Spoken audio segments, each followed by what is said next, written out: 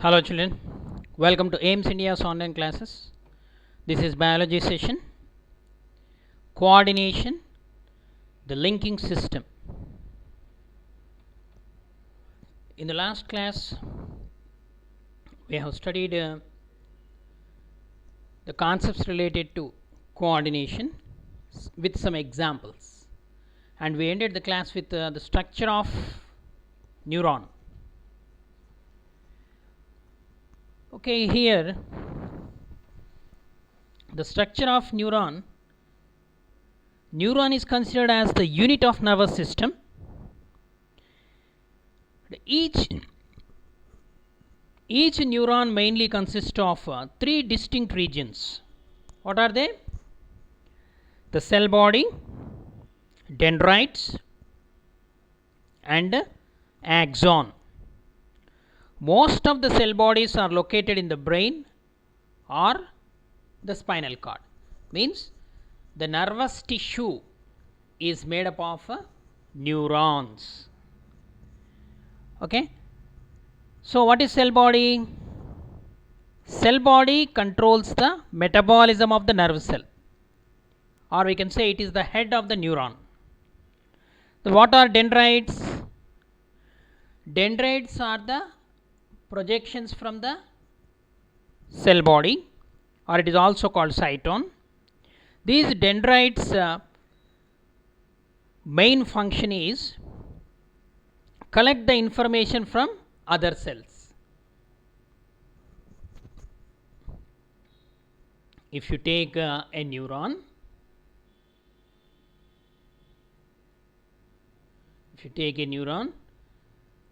the main parts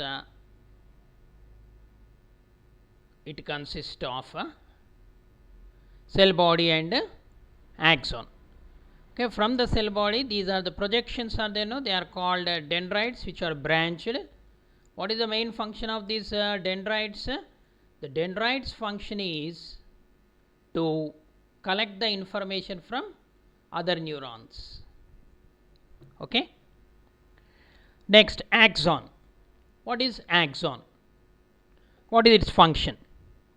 Axon is a long thread-like or fiber-like structure which carries the information from the cell body, sometimes over very long distances also it will carry the information.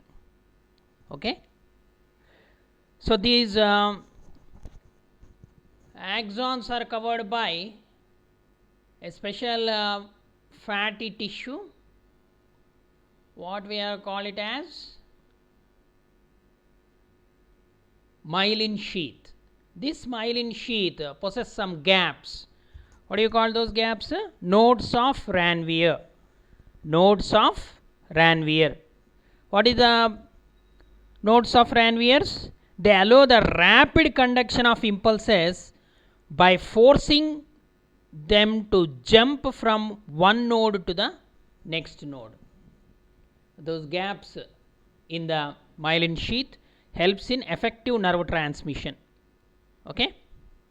The fatty sheath made up of myelin, so it gives the electrical insulation, means it prevents the leakage of electrical impulses between the neighboring cells and makes the impulses travel very faster. Okay. And these nerve axon, the part of axon ends in the thread-like structures. They are called nerve terminals. So these nerve terminals will attach to another neuron. They attach it to another neuron where the junction there is a space called synapse. The end plate which synapses with another nerve cell or an effective organ, means it may be a muscle or a gland. So this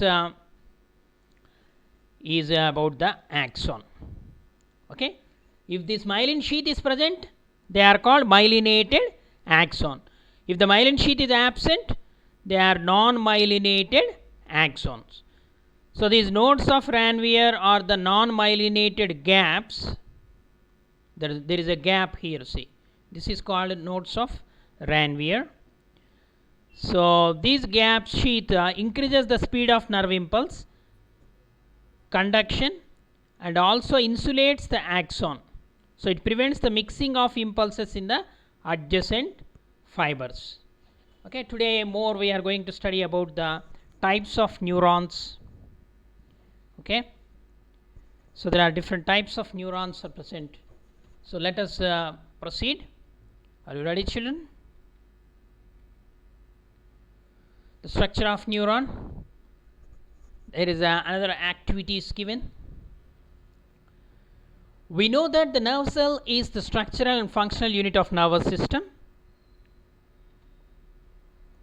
Our nervous system consists of around about 10 billion of neurons which communicate each other in a specific manner. The dendrites of one nerve cell connects with the other or to the axon. See here. So here these are the dendrites. This is the cell body. The projections from the cell body which are branched, they are called dendrites. So these are there are 3 neurons are here. You can see the dendrites may be either connect with the other dendrites of another neuron, or they may connect to the nerve terminals. Okay. So dendrites of one nerve cell connect to the other or to the axons of the other nerve cell through connections called synapse. So here there is a gap between these two. There is a gap that is called as a synapse. Okay. What is the use of that synapse? For effective nerve transmission.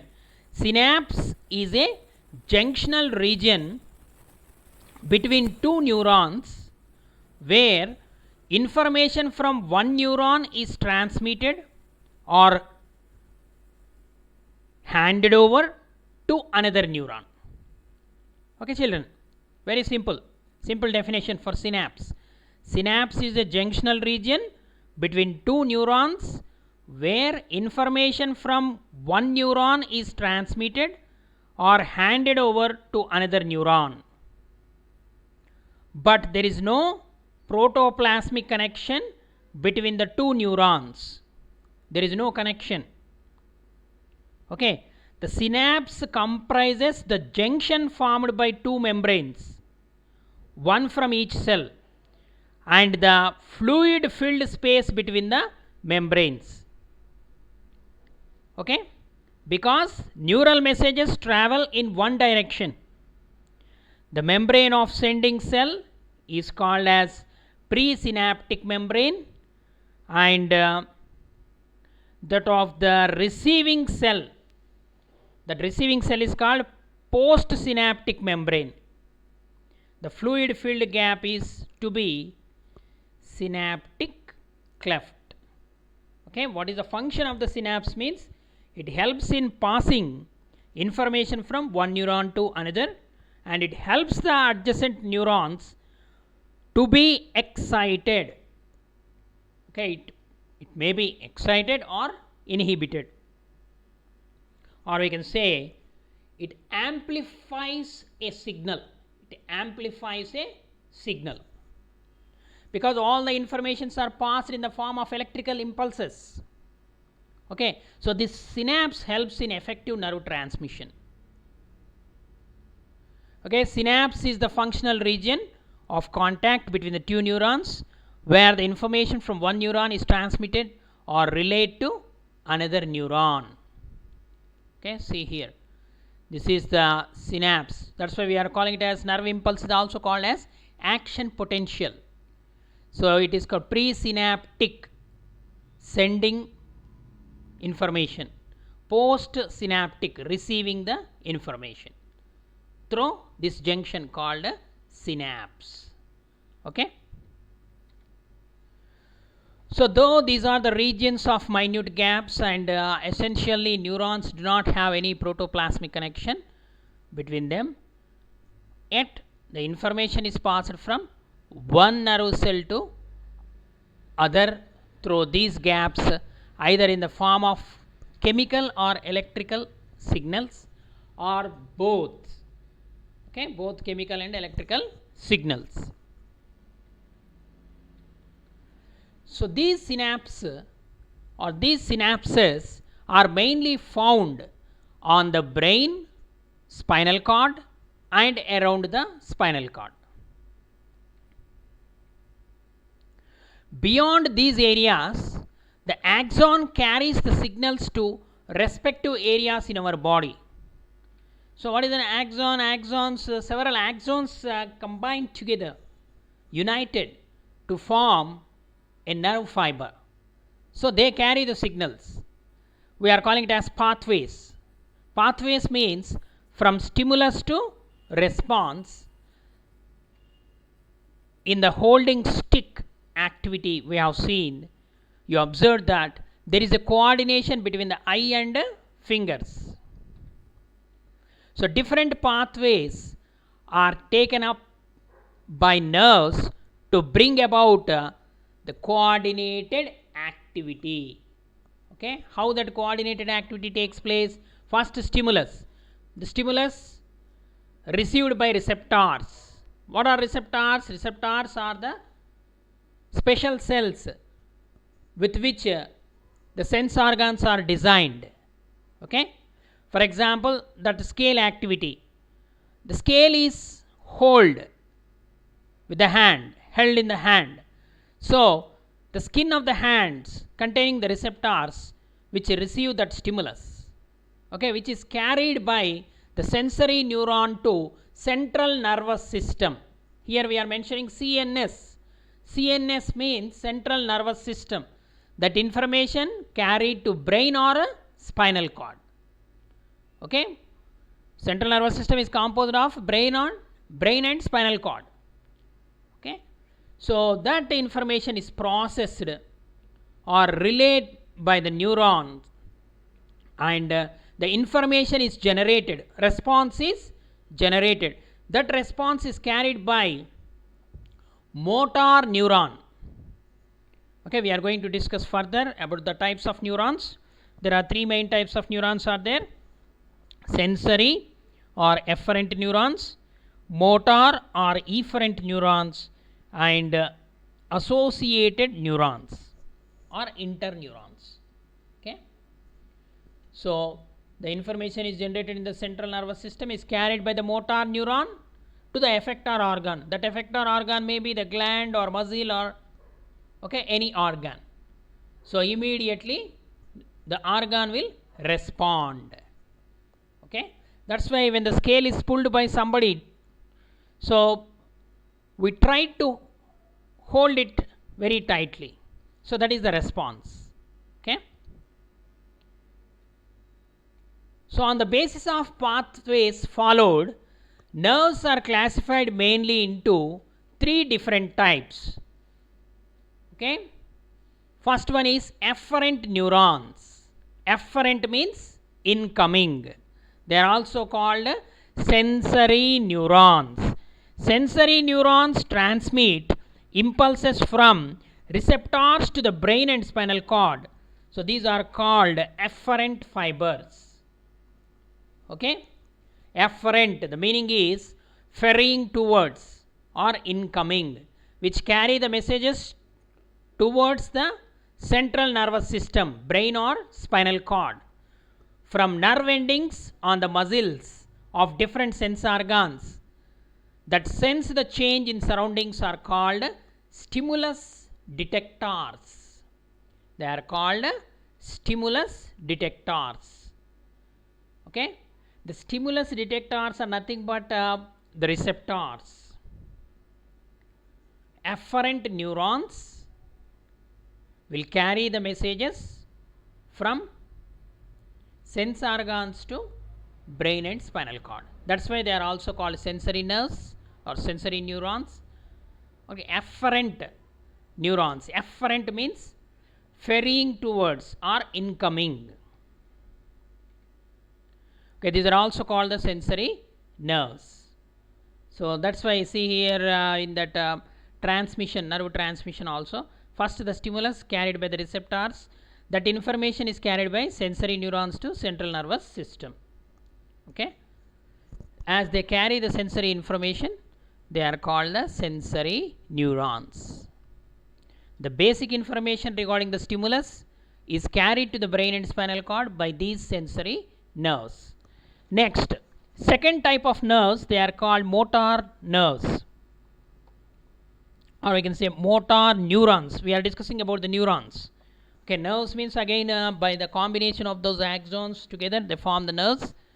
Okay, efferent neurons means they are also called the motor neurons. They carry the messages or instructions from the brain and spinal cord through efferent fibers to various organs. Okay, they are called motor neurons. Efferent means ferrying away, means outcoming nerves which carry the messages from the central nervous system to parts that shall carry out the response or the effector organs. Okay, the effectors are nothing but nerve endings. They are also called motor nerves. Next, the third type of nerves, neurons, they are called associated neurons or association nerves. They are also called connector neurons. Connector neurons. Association nerves which link together the afferent and efferent nerves. Okay, afferent, AFF, means sensory. Efferent means EFF, means outgoing, motor. Okay, EFF motor neurons, AFF sensory neurons. Associated nerves means which connect these two, afferent and efferent nerve fibers. They are called associated nerves. Okay, so here these connector neurons, these nerves interconnect the sensory and motor neurons and are located in the brain and the spinal cord. Okay, and even the nerves are divided into different types based on the structure of neurons. Okay, based on the structure, neurons may be of different types. So like unipolar neurons, bipolar neurons and multipolar neurons. Okay, so for example the neuron here is a multipolar neuron. The cyton shows several branches, more dendrites. Unipolar neuron means it has a single and very short fiber. This fiber immediately divides into proximal and distal fibers.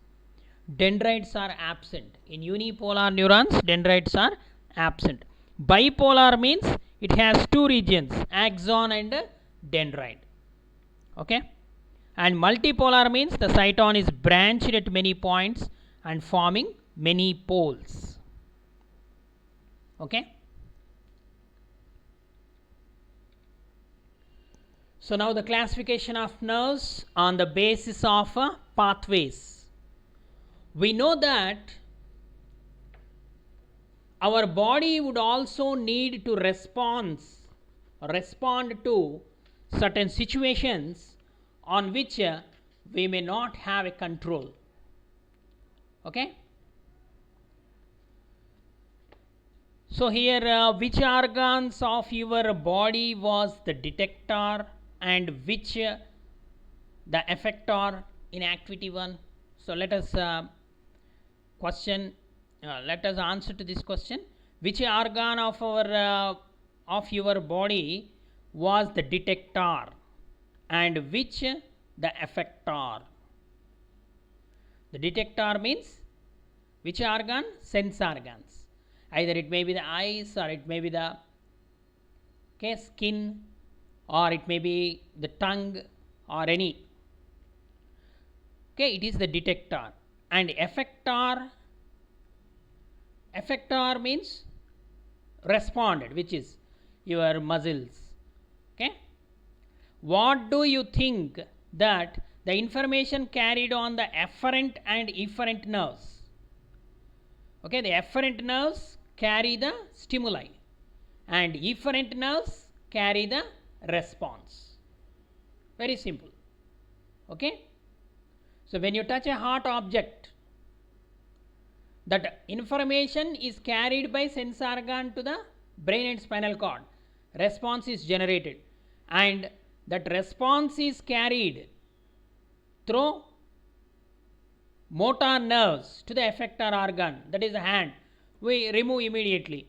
Okay, within fraction of seconds the information will pass to and fro. Okay, the stimuli is passed to the brain and spinal cord, response is generated, and immediate action took place. Okay, children, so this is very important. We know that our body would also need to respond to certain situations on which we may not have control. Some spark actions takes place. Such responses are called reflexes. Okay, so a simple activity, once again activity 3, it will help us to understand these reflexes better. Knee jerk reflex, a simple. Cross the legs in a seated position so that the lower half of the uppermost leg hangs freely. Okay, if you sit on a table and you hang your legs, okay, then that is the position. See here in the image, here this experiment is conducted in the presence of a doctor, okay, or generally we will experience sometimes on the knees or elbow, sometimes on the elbow, when you, okay, when it hit to something, immediately some jerk takes place. So here we are conducting the experiment, knee jerk experiment. So strike the area below the kneecap sharply while firmly grasping the front part of the thigh with the other hand. Okay, so in the image you can see that here the kneecap, below the kneecap, here a force is applied here. Okay, so the different nerve pathways, if you take the brain and spinal cord with the help of associated neurons, okay, first from the brain and spinal cord, afferent neurons will carry the information to the brain and spinal cord, and the response is generated. And efferent nerves always carry that response to the effector organ. This is the nerve pathway. Okay, so especially these associated neurons are present in the spinal cord. Okay, knee jerk reflex. Note the changes in the shape of the thigh muscles. You can note that although we are fully conscious, we cannot prevent the thigh muscles from contracting. Okay, due to the jerk, what happened?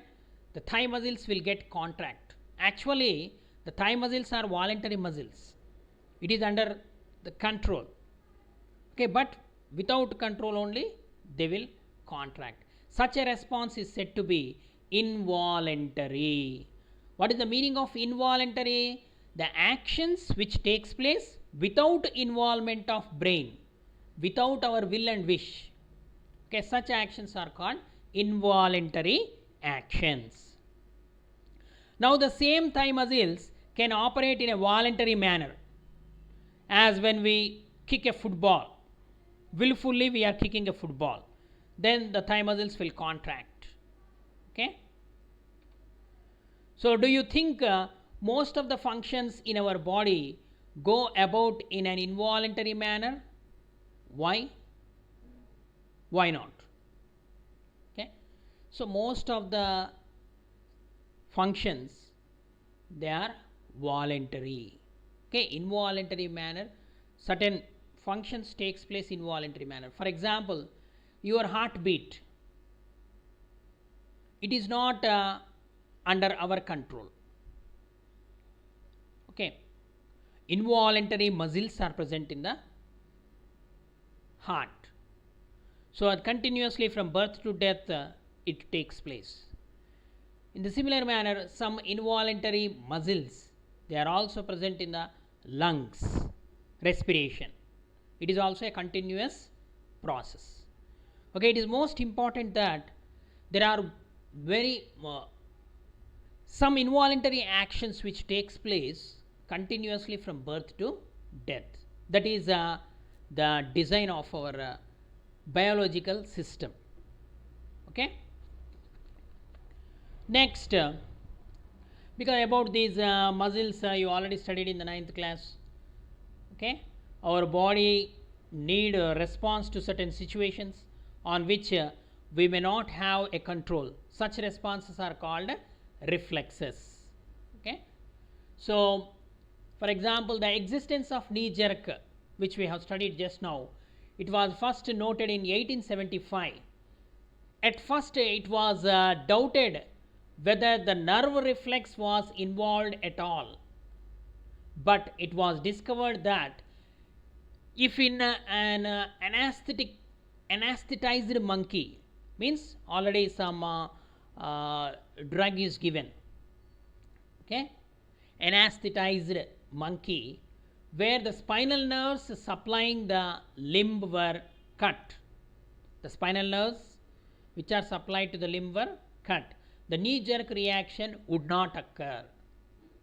Okay, clearly a nerve pathway was involved. Okay, so what does it mean?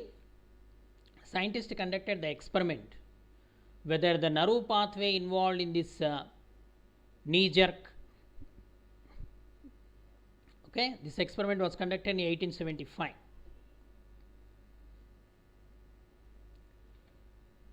So during the actions which are involuntary and have to be carried out in very short intervals of time, the pathway that nerves follow is a short one. It does not go up to the brain, while voluntary pathways are usually longer, passing through the brain. Okay, means what does it mean? The involuntary actions will be carrying out in the body, but they are very short intervals of time. They carry out in very less time. They are not carried to the brain. But whereas the regular pathways, voluntary pathways, they are very long passing through the brain. Brain is involving in the voluntary actions. So now let us see what pathways actually are. So not until the end of the 19th century, the reflexes was understood in terms of pathways. So picking up information of a stimulus to generate a response involves a pathway from detector to the brain or spinal cord, or a set of nerve cells heads near the spinal cord to the effector organ. Always the informations carried from effector to the brain. In between the effector and brain, there is a spinal cord. The spinal cord acts like a bridge between the brain and effectors. Okay, so here these spinal cord actually plays very important role. You can see the structure here, reflex arc. The reflex arc involves 4 main components, that is the sensory neuron, the first one, then the motor neuron, effector muscle, and spinal cord. Okay, the spinal cord itself, or we can say it is also called associated neurons. Okay, the information first, for example, here the reflex arc. Here the person is accidentally put his leg on a sharp nail. Okay, that pain is the stimulus. It is carried by sensory neuron to the spinal cord, where the information is analyzed and the response is generated. That response is carried by the associated neuron, passes that information to the motor nerve. From that motor nerve, that information is carried to the muscles of the leg. So that is effector muscle. So immediately we take out the leg. So this process takes place in fraction of seconds. This is called a reflex action.